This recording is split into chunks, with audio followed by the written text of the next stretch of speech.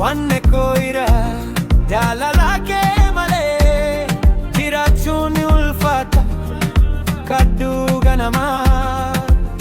onne koo ifata si arguun koo sun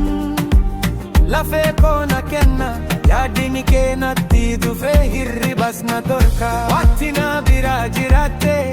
hiyyummaan naaf soreessa gadda koo hunda dabamsifte gammachuu naaf fakkaasa maalummaa jaalala si kan na barsiise onne koo dipatte si kan naaf balise ati fira onne kooti utubaa jireenyaa si wajjin haawii koo nangaa hunda isaa addunyaa kana irratti si filannoon koo ammaduma addisiin jedha ati lubbuu koo gaaddisee koo akka bishaan kululuu kan dheebuu na baasu jaalalli kee suni onne koo na raasu halkanis guyyaas yaadni kee na biraa hin fagaatu hundumaa caalatti onneen koo siif dhaabbatti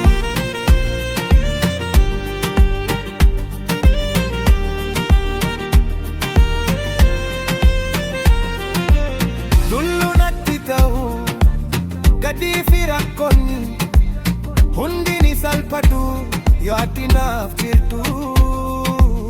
fulli kee ifaa sun akka deessa halkanii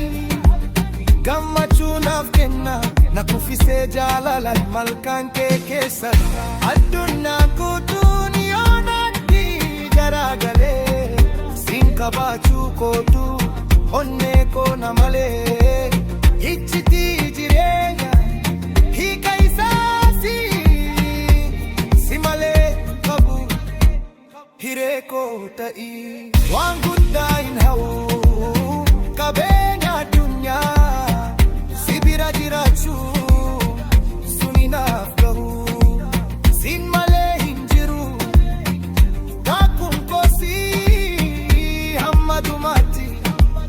jaalallee koo ta'ii hiree koo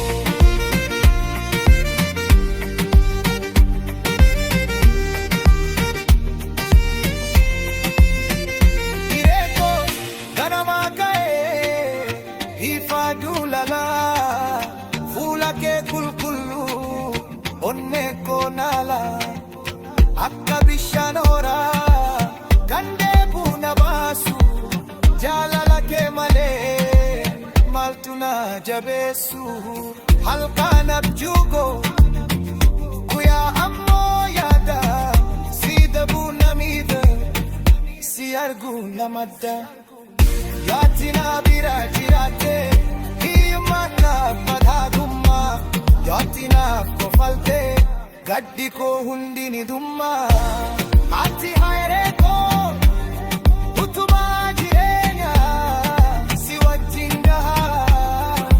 hunda hawwii koo addunyaa kana irratti si filannoo koo ammadumaatti ati lubbuu koo lullu rakkinaa yoo natti fe'ame jaalala keetiini hundi naaf salphate iccitii jireenya hiika isaasi si malee hin qabu onnee koo ta'ii maalummaa jaalala si kan na barsiise onnee koo rifamte si kan na balise hanguddaa hin hawwu qabeenya addunyaa si bira jiraachuu sun naaf qabeenya ilaalcha kee suni kam na marachisu jaalala kee qofaa kan na boqachisu sumaanii kan na barbaachisu suma naaf haadisu ati hiree koo utubaa jireenyaa si wajjin gahaa hunda hawwii koo addunyaa kana irratti si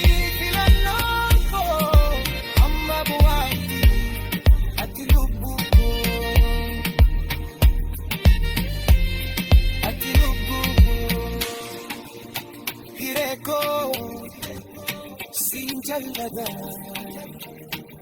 हम मधुमा